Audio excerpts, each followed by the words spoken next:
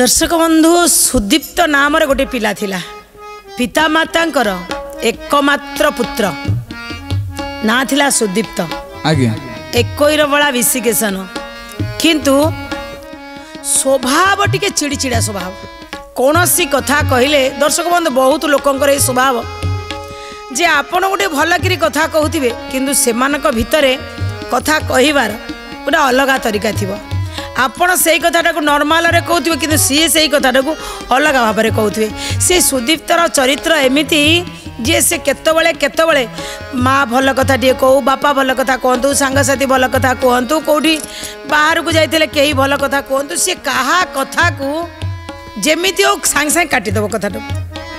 स्वभाव रे टिके चिड़चिड़ा भाव थिला पाठ पढ़िला आउ आगु को गला बाबा माँ चिंता कले बाहागर पर ठीक हो जेतिक दिन पर्यंत पिलाटी विवाह करि न थाए बाबा माँ को नौटेकरी कहीदेले बाबा माँ सब ताको माफ कर दियंते ठीक अच्छी कही तो देला देला किंतु कांधरे जुआली पड़ी सारिला परे बा विवाहर कर सारिला परे आउ कहिले निश्चित ता स्त्री पाखक से कथाटी जीव जेतबेले विवाहर भी सरीगला किंतु स्वभाव से भाया रही डाली रे कहीं लुण अधिक है भात कौन पाई नरम हो गला खाया को मागिक मुझे समय कहीं बसबी लोटाटा कहीं रास्ता पर थुआई जेमिति कौनसी ना कौनसी कथा कहूथ कि निजे किसी करूँ ए स्वभाव रे स्त्री मध्य देखला परिवार भितर जहाँ पुओ को कई किसी कहूना यांकर जो आदत धीरे धीरे एमती कहीं आदत बढ़ी माँ बापा को स्त्री कंप्लेन है स्त्री कहले माँ पुओ को परिवर्तन कर किछि नहले जदि सी स्वभाव परिवर्तन गाँव रे सबुदिन भागवत टुंगी रे जड़े महात्मा आसुचंती बा तांकरी गाँ भितर जड़े आसुचंती भागवत चर्चा करने परिवार जाउचंती माँ तुम्हें जाई बसुच पुओ को सांगरे नहीं गले हंतानी टिके से शुणते भागवत खाली निजे जाउच करना आम बुढ़ा बुढ़ी हो गलु आमे शुणबू ये पुओ तो टिके तुम चरित्र तांकर बदलू बापा माँ टिके टिके जाती दर्शक बंधु आज समय समस्त को इशारा दउछि समय आज बदली जाइछि जे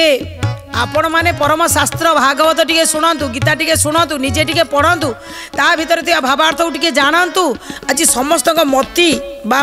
मस्तिष्क जो विचलित हो जाइछि स्थिरता आसुनी कौन करी टिके टेंशन हेले सही पारुनी तेणु तापाई गोटे धैर्य रूपक चाबी देवाई परम शास्त्र भागवत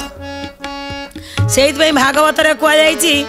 परम शास्त्र भागवत अभ्यास करुथिब नित्य मानव देह पाई करी जे न भजई नरहरि धिक्कता जीवन संसारे ए माया मोह अंधकारे जदि भागवत शुणी नाही भागवत गाऊ नाही ये तुंडरे केबे उच्चारण करू नाही धिक्कता मानव जीवन गाई गोरु छेली मेंढा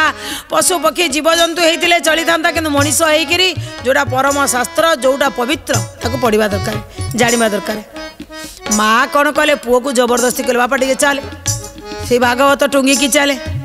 धीरे धीरे पुओ मध्य भागवत टुंगी की गले टुंगी रे जेते प्रकार जहाँ बुझेबे जी भागवतकार रही सी बढ़िया कि बुझौथिबे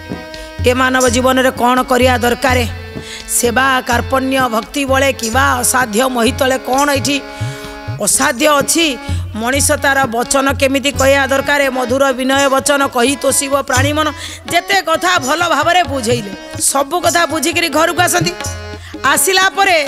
जदि स्त्री बिछणाटा बिछे देइछंदी बा को जिनस कोठी पड़ जाइछि पुणी आइले से टेंशन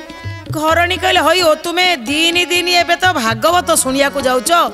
सेठी सब लोक बसिचंदी सत्संग होउछि घर को आइले चिड़चिड़ा स्वभाव कौन पाई माँ हो स्त्री हो बाहर लोक माने क्या डाकिक पचारती घरे कौन आउ किसी प्रोब्लेम अच्छी आम तो समस्त रही पुआटा कहीं एमती हो धीरे धीरे समय गड़ी चलला दिने कौन है ना से सुदीप्त